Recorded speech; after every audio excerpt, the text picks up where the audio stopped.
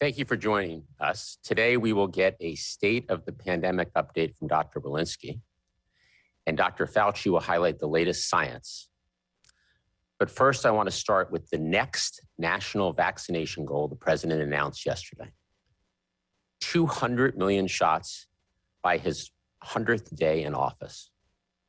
That's double the initial goal the president set in December of 100 million shots in the first 100 days. With 200 million shots in the first 100 days, more than half of all adult Americans will have gotten at least one shot by April 29th. No one even contemplated reaching this goal a few months ago. But it is now possible because of the aggressive actions we have taken to get more vaccine supply, more vaccinators in the field, and more places for people to get vaccinated. Overall, we've made significant progress toward our ultimate goal, getting Americans vaccinated as quickly, as efficiently, and as equitably as possible. As you can see on our weekly vaccination progress report, for the last 2 weeks, we are consistently vaccinating 2.5 million Americans per day. To hit our 200 million shot goal, we need to keep up this pace every day for the next 5 weeks. That is the equivalent of vaccinating a sellout crowd at Yankee Stadium 50 times a day, or the entire population of the city of Houston in just one day. That's the scale of this effort each and every day. 200 million shots in 100 days. This is an unprecedented pace. No country has ever vaccinated this many people this fast. And this effort will coincide with us reaching into harder to reach communities all across the country. To keep up this pace and ensure equity and fairness, we are making progress. As of today, 71% of individuals 65 and over have received at least one shot. That's important because seniors sadly account for 80% of COVID deaths. Overall, more than 1 in 3 adults have had at least one dose, and more than 47 million adult Americans are now fully vaccinated. We will need to continue to build on this progress to meet our new goal of 200 million shots in the first 100 days. And thanks to the resources of the American Rescue Plan, we have the resources to scale up activity, fully implement this strategy, and put the pandemic behind us. I want to briefly outline how, in order to reach our new goal, we will continue to increase vaccine supply, vaccinators, and places to get vaccinated. On vaccine supply, we've taken aggressive action to accelerate the production timelines of Pfizer, Moderna, and Johnson & Johnson, including using the Defense Production Act to expedite critical supplies, equipment, and materials, and brokering the historic partnership between Merck and Johnson & Johnson. This week, a total of more than 27 million doses went to states, tribes, and territories and through the federal channels.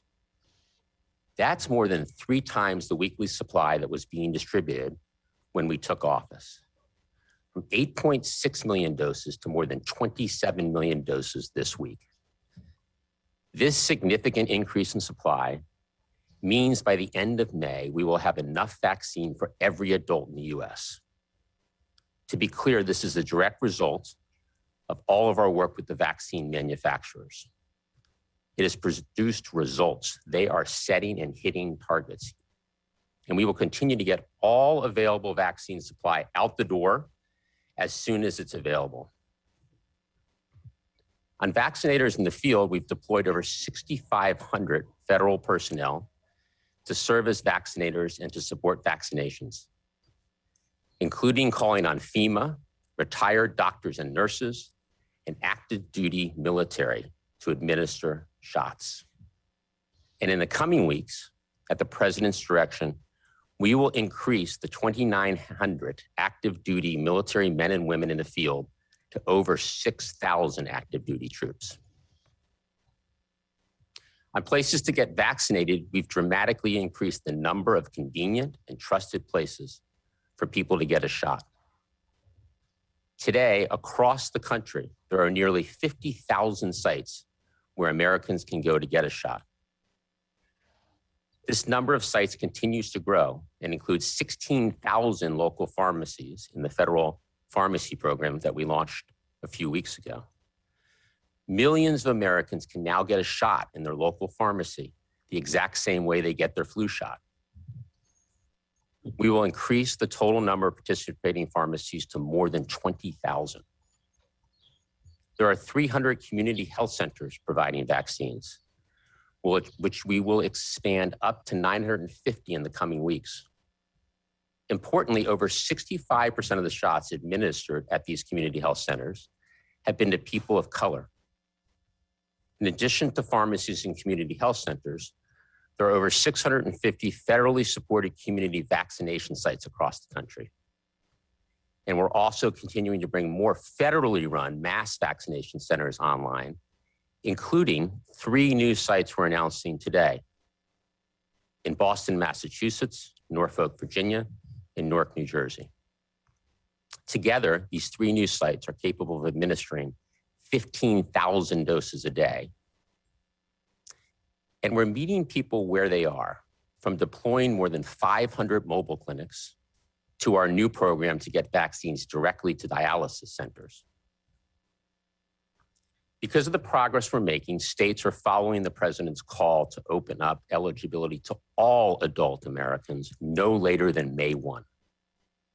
As you can see from this map, 46 states and the District of Columbia have already announced plans to open up eligibility no later than May 1. That's the goal the president announced earlier this month. In navy blue, 14 states have already opened eligibility to all adults or will open eligibility in the next week. And in blue, in further good news, 12 additional states are opening up eligibility to all adults by April 15th. So in total, about half the states will have opened up eligibility to all adults by mid-April. The president's new goal of 200 million shots in his first 100 days is only possible because of the president's whole of government national strategy and our partnership with state, territorial, tribal, and local officials, vaccine manufacturers, federal workers, and the not-for-profit and private sectors. Before I hand it over to Dr. Walensky to talk about the state of the pandemic, let me close by saying it's clear there is a case for optimism, but there is not a case for relaxation. This is not the time to let down our guard. We need to follow the public health guidance, wear a mask, socially distance, and get a vaccine when it's your turn. Over to Dr. Walensky. Thank you, Jeff. It's a pleasure to be back with you today. Since early in the pandemic, it's been clear that COVID-19 has disproportionately affected certain groups in the United States, particularly Blacks, Latino, Native American communities, as well as in rural and low-income communities. Not only have these communities seen disproportionate cases of COVID-19, but they have also often had higher rates of chronic diseases such as diabetes and heart disease that have resulted in increased hospitalizations and deaths. Additionally, survey data indicate that these communities are facing higher rates of stress, anxiety, and other mental health challenges as they navigate the pandemic. These communities have experienced long-standing disparities in access to care and services, which have been further exacerbated during the pandemic. And I worry that these disparities will have health consequences that far outlast the infectious disease aspects of this pandemic. We already know that life expectancy has dropped more significantly in Black and Latino Americans compared to white Americans. We can and must do more to address these inequities. Yesterday, CDC announced several actions that will represent important steps in our agency-wide commitment to health equity. CDC will provide $3 billion from the CARES Act and the American Rescue Plan to 64 jurisdictions to support broad-based vaccine distribution, access, and administrative administration efforts. Importantly, this funding will continue our work to ensure equitable access to COVID-19 vaccines by those disproportionately affected by the virus. To achieve this goal, 75% of the funding must focus on specific programs and initiatives intended to increase vaccine access, acceptance, and uptake among racial and ethnic minority communities. In addition, 60% of the funding must go to support local health departments, community-based organizations, and community health centers.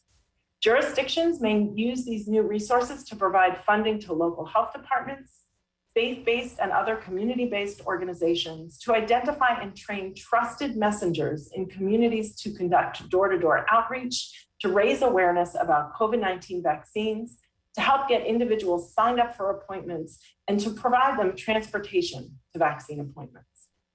A food assistance and housing nonprofit in a rural, high-poverty community could receive these funding to conduct vaccine outreach and education, and to ensure its clients, including those with disabilities and limited mobility, have transportation to a FEMA-supported mass vaccination site. Funding could also be used by local health departments to partner with local businesses to support vaccination clinics in local communities and at places of business frequented by communities that are medically vulnerable and underserved. In addition, CDC announced a separate investment of $300 million that will train, deploy, and engage more community health workers to help communities and individuals hardest hit by the pandemic. And I am proud that CDC is helping to lead the new effort in vaccinating patients receiving dialysis for chronic kidney disease across the country. Working with these dialysis clinics to vaccinate patients is a health equity imperative. These actions are an important step to help stop the spread of COVID-19 and to begin to address the longstanding inequities that prevent some communities from achieving optimal health. We are doing this person by person, one person at a time, and we are working to do it through trusted, supported members of your community within your community. Finally, I want to give you a brief update on where we are in the pandemic. The most recent 7-day average is about 57,000 cases per day, which is an increase of 7% from the prior 7 days. The most recent 7-day average of new hospitalizations, about 4,700 per day, represents also a slight increase from the prior 7-day period. The 7-day average of deaths continues to hover at 1,000 deaths per day. I remain deeply concerned about this trajectory. We have seen cases and hospital admissions move from historic declines to stagnations to increases. And we know from prior surges that if we don't control things now, there is a real potential for the epidemic curve to soar again. Please take this moment very seriously. We're vaccinating at 2.5 million people a day, and they are protected from COVID. If you haven't been vaccinated, your turn is likely very soon. We can turn this around, but it will take all of us working together. Please keep wearing your well-fitting mask and taking the public health actions now that we know can reverse these concerning trends. Thank you. I will now turn things over to Dr. Fauci. Thank you very much, Dr. Walensky. I'd like to spend the next few minutes introducing you to a new clinical trial that started yesterday that will answer a very important question related to what people who are vaccinated can and cannot do. The trial, if I could have the first slide, will test if COVID-19 vaccine prevents infection as well as spread or transmission of SARS-CoV-2 among college students. Next slide. This is a question of extreme importance because we know when people are vaccinated that the endpoint of the trial showed that they were protected against clinically apparent disease. But the prevailing question is when these people get infected, how often is that? If they're asymptomatic, how much virus do they have in their nose? And do they transmit it to people who are their close contacts? Again, this will help inform science-based decisions about mask use, and about social distancing post-vaccination. This is a randomized, open-label controlled study involving 12,000 college students between 18 and 26 years of age at more than 20 universities shown on the slide of the map of the United States. They'd be followed over 5 months. And as I mentioned, the study started yesterday. Next slide. The students are going to be randomized into 2 groups. 6,000 will receive vaccine immediately, and another 6,000 will be vaccinated with a delay of 4 months later. The delayed vaccination group will serve initially as a control cohort. Both of these groups are going to receive the FDA authorized vaccine regimen of 2 100 microgram doses of mRNA 1273, the Moderna product, administered 28 days apart. Next slide. The participants are going to complete questionnaires with an electronic diary app. They will swab their nose daily for SARS co-infection and provide periodic blood samples. Importantly, about 25,000 individuals will be identified by the participants in the main study as close contacts. They will provide samples. The degree of transmission from vaccinated individuals will be determined by the infection rate in the close contacts. So we hope that within the next 5 or so months, we'll be able to answer the very important question about whether vaccinated people get infected asymptomatically, and if they do they transmit the infection to others? I'll stop there and back to you, Jeff. Well, thank you, Dr. Fauci. Thank you, Dr. Walensky. Let's go ahead and open it up for a few questions. Great. And a reminder, 1 question per person. First up, we'll go to Maureen Groppe at USA Today. Hi, thanks for taking my question. You mentioned the number of states that are opening up vaccine eligibility to all adults, but some of those that are doing it the fastest, either this month or in the first week of April, are lagging behind when it comes to vaccinating their residents, including seniors 65 plus. I'm wondering if that is a mistake, if they should be focusing on that more first.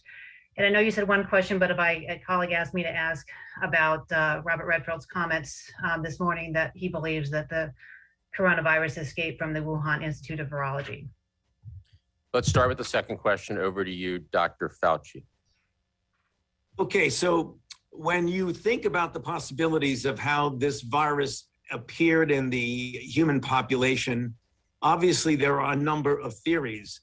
The issue that would have someone think it's possible to have escaped from a lab would mean that it essentially entered the outside human population already well adapted to humans, suggesting that it was adapted in the lab. However, the alternative explanation, which most public health individuals go by, is that this virus was actually circulating in China, likely in Wuhan, for a month or more before they were clinically recognized at the end of December of 2019. If that were the case, the virus clearly could have adapted itself to a greater efficiency of transmissibility over that period of time, up to and at the time it was recognized. So Dr. Redfield was mentioning that he was giving an opinion as to a possibility. But again, there are other alternatives, others that most people hold by. And we are looking forward to a WHO report that should be coming out soon that examines the origin of this pandemic and of SARS-CoV-2 in humans, and we'll look forward to reviewing that. So to your first question, I think states across the country have done a good job of prioritizing the most vulnerable. And I think that being at 71% of individuals 65 years and older across the country with having received at least their first shot is real progress. About 45% of those seniors are fully vaccinated, but we have to keep prioritizing the most vulnerable populations. And if there are states that are lagging behind, we're working with those states to ensure that they continue to prioritize the most vulnerable populations. That said, with the increase in demand, We think it's a good thing that states are opening up eligibility to all Americans no later than May 1st. Next question. Next, we'll go to Zeke Miller at the Associated Press. Thanks for doing the call. Jeff, this one might be for you. You mentioned that over the last couple of weeks, the rate of vaccination has been stable at roughly 2.5 million shots per day. Is your sense that that is sort of the capacity of the existing system, or is it still a supply constrained environment? And what is your projection for, once you get these additional sites online, how many doses can you administer? What is the maximum capacity of shots that can be injected per day once supply is no longer constrained? So thanks, Zeke.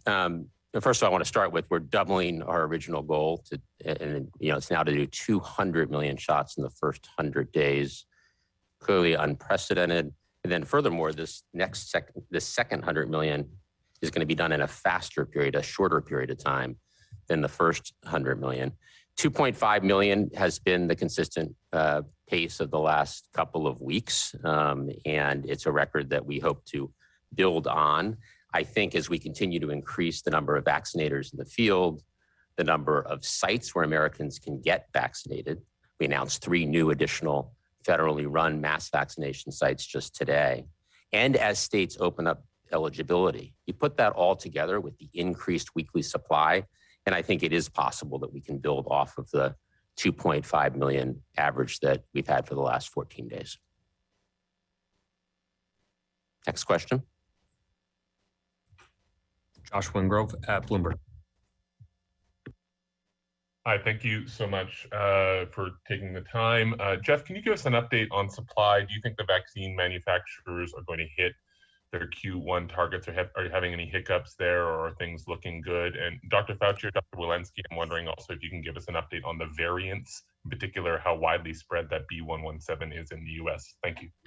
All right, let's go in reverse order. Drs. Walensky, Fauci, do you want to talk about the variants? We continue to scale up our surveillance of the variants. The B117 has now been detected in 51 jurisdictions, over 8,000 cases. We're watching it very closely.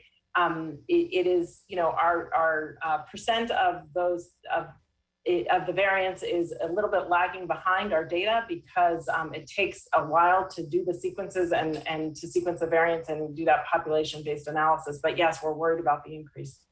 Yeah, the issue is the dynamics of the increase are telling us that it was going to continue to be a greater proportion, because if you look from week to week, 117 becomes more of a percentage. And as the percentage goes up, that's a reflection that it has the capability to become dominant. Josh, on your first question about the manufacturers and their quarterly targets, let me start with Moderna and Pfizer. As you know, we've done a lot to help accelerate their production, and they've maintained a steady cadence of production. And both Moderna and Pfizer appear on track to meet their first quarter targets. We've also been working closely with J&J, and we said right at the beginning that they started with a inventory of about 4 million doses, which we distributed immediately, that their first couple of weeks of March was likely to not have a lot of additional supply, which ended up being the case. As you know, early in the manufacturing process, they are ramping up. We are expecting a significant number of doses, and we talked to the governors and our federal partners to expect a significant number of doses next week. They've told us they'll deliver at least 11 million, which would take them to 20 million doses.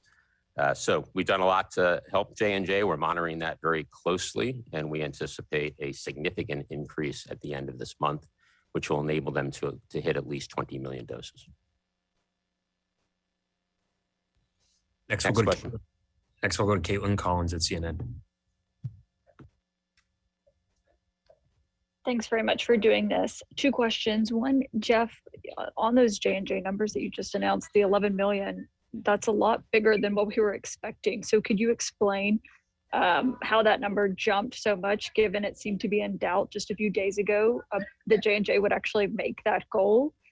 And then for Dr. Fauci, you were talking about the comments made by Dr. Redfield. Are you surprised by his comments? And is there any evidence within the CDC that this is a possibility, or what is he basing this off of, do you believe?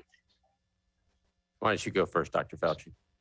Yeah, Caitlin, from what I gather from the press of what he said that this is a possibility and he's entitled to his opinion now. That were his exact words. I think what he likely was expressing is that there certainly are possibilities, as I mentioned just a few moments ago, of how a virus adapts itself to a efficient spread among humans.